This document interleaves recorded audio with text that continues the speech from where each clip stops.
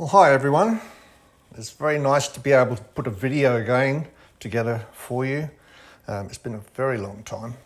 But I'd like to give you all an update and share with you some very exciting news that I've got relevant towards my videos. I've enjoyed doing all the videos in the past and I've missed not doing them. But one exciting thing I'd like to share firstly with you is the fact that I have well over 500,000 views of the videos that I have done. Boy, that's knocked me for a six. It's amazing. But that means there's a lot of people enjoy what I'm doing, so I'm going to endeavour to actually make sure I go ahead and make a lot more. Now, as you can see on my right and my left here, I actually have my old brewing gear. This is a Reflux still from Still Spirits, a Turbo 500. And this is a pressure cooker still that I made. And that's been the result of nearly everything that I've done in the past. But it's also been a lot of the restrictions as to what I can do in the past too. And for starters, I had limited time. I know we've all got our stories to tell, but I've had a lot more work to do and that's given me less time.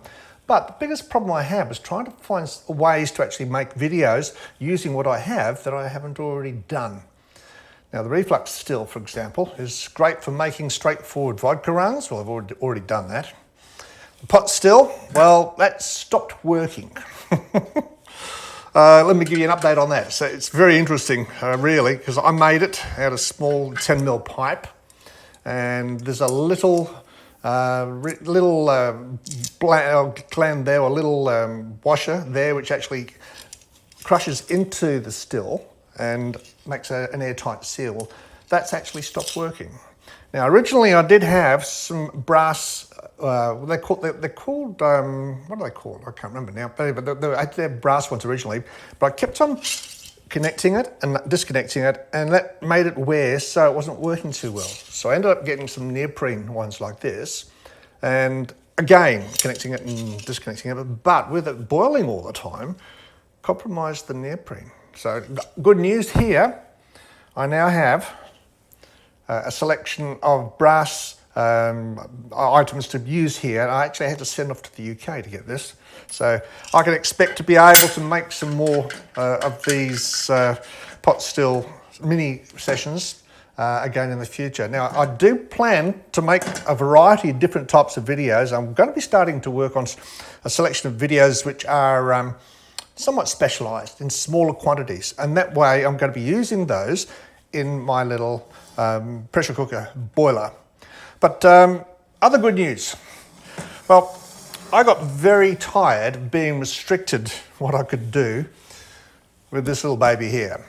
So I haven't got the space to put in what I want, because I either have to do it here on my kitchen table when my wife's at work or do it in my laundry. And that basically means I have very little space. So I had to look at a way to actually maximise what I had so I can actually start making something better. And I came up with an idea about turning this Reflux still into a pot still. Now, it took me a while to find out how to do this, and also to source the materials necessary to be able to do this. But the interesting thing is it's not that difficult to do. There are a few issues you need to control. The issues obviously are going to be temperature control and how this works as far as gathering the alcohol and bringing it out. Well, temperature control, I'll tell you about that right now. I found out a way. There's a flat out element in here, just keeps on going a million miles an hour. It's not good for actually making a pot still. So I found a voltage regulator which allows me to vary the temperature of my Reflux column. So that's beautiful. So now that is allowing me to actually start working creatively towards getting Reflux is gone, to getting a pot still. So now I started hunting around and I found some equipment which I'm getting excited about. And it's a small item, but it is quite interesting. That is my pot still attachment for my Reflux column. Now, this basically goes into here, and goes on the top. It's not very functional in that way, is it? See the hose, where the hoses go on the top? It's not very functional in that way, so I actually had to look for a way of making it more functional. I thought, I'll go to the expense and I'll buy something to be able to maximise it. So, since I'm going to be getting into making some proper pot still brews, I went and got myself a copper dome lid for my reflux boiler. All right, so that sits on the top here like that, and I'll just manually do this so I can show you.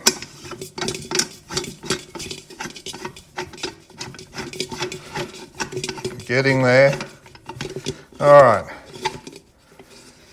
The exciting thing is, even though it was meant for another boiler, it fits my boiler.